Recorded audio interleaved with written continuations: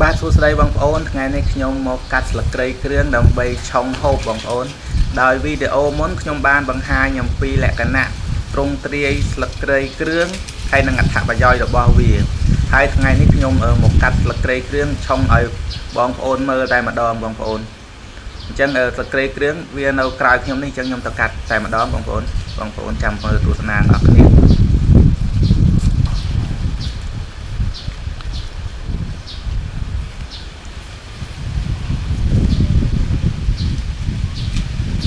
ហើយនេះស្លឹកគ្រៃគ្រឿងបងប្អូនខុសពីស្លឹកគ្រៃយើងធម្មតាហើយក្លិនវាក៏អូបខ្លាំងតាមមួយឈ្មោះថាស្លឹកគ្រៃគ្រឿងមែនដោយតែខ្ញុំបានរៀបរាប់នៅវីដេអូលើកមុនអញ្ចឹងស្លឹកគ្រៃគ្រឿងនេះវាមានអត្ថប្រយោជន៍ច្រើនដូចជាការពារដំណាំបងប្អូនសត្វចង្រៃវាទៅបំផ្លាញគោក្របីក៏ហ៊ានចូលចិត្តដែរបងប្អូនដើមវារឹងស្លឹកវាមុតអញ្ចឹងបងប្អូនហើយអត្ថប្រយោជន៍មួយទៀតបើយើងទុកស្លឹកគ្រៃគ្រឿងនៅក្នុងបន្ទប់ធ្វើឲ្យបន្ទប់យើងក៏អូបបងប្អូនដាក់ក្នុងឡានក៏អូបដែរបើចាស់ពីមុនគាត់ដាក់ស្លឹកគ្រៃនឹងនៅតាមខ្លួនវាក៏អូបដូចទឹកអប់អញ្ចឹងហើយសម័យឥឡូវគេដាំស្លឹកគ្រៃនេះដើម្បីជាផលិតជាទឹកអប់បងប្អូនគេយកដើមស្លឹកគ្រៃនឹងផលិតជាទឹកអប់ហើយស្លឹកគ្រៃគ្រឿងនេះវាមានអត្ថប្រយោជន៍ច្រើនទៀតវាជាថ្នាំដែរបងប្អូនការពារជំងឺសន្លាក់សរសៃទៅសងដេកឥតលក់ឈឺក្បាលវើមុខអីផ្ដាសាយដាក់ទៅបាត់ឯងបងប្អូនវាមានអត្ថប្រយោជន៍ច្រើនយ៉ាងនឹងទៀតហើយខាងជំនឿអំពើអំពាន់អីយើងមានស្លឹកគ្រៃនឹងមួយអាចបន្សាបហើយវាលើករាសីយើងឲ្យបានល្អអញ្ចឹងណាបងប្អូន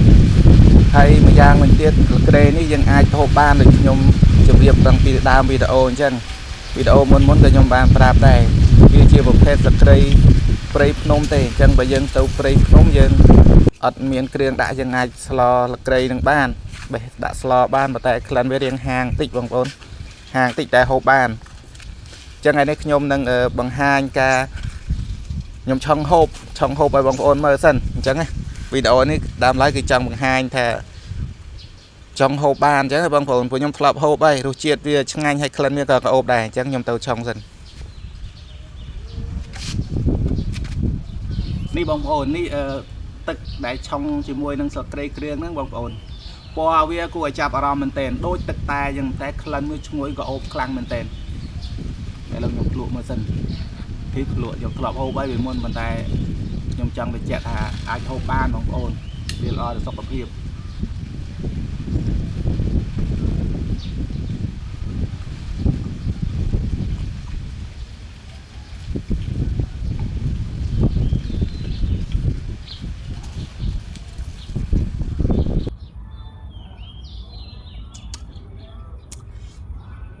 ផឹកអាហ្នឹងទៅស្វាងដែរបងប្អូនវាដូចជាក្លិនវាធ្វើឲ្យស្វាងបងប្អូនហើយទឹកក្តៅអញ្ចឹងទៅល្អដល់សុខភាពមែនទែនហូបរួចបែកញើសអញ្ចឹងខ្ញុំគាត់តែចង់បង្ហាញតែប៉ុណ្្នឹងឯងបងប្អូនថាស្លឹកគ្រៃគ្រឿងនឹងអាចហូបបានល្អដល់សុខភាពវាមានអត្ថប្រយោជន៍ច្រើនទៀតបងប្អូន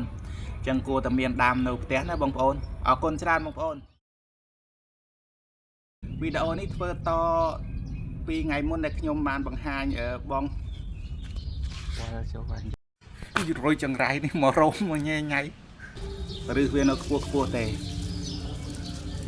បាននេះថយចេញសិនវាស្អីគេផ្លែត្រប់អង្គុយលើផ្លែត្រប់បែកខ្ទេចបើយក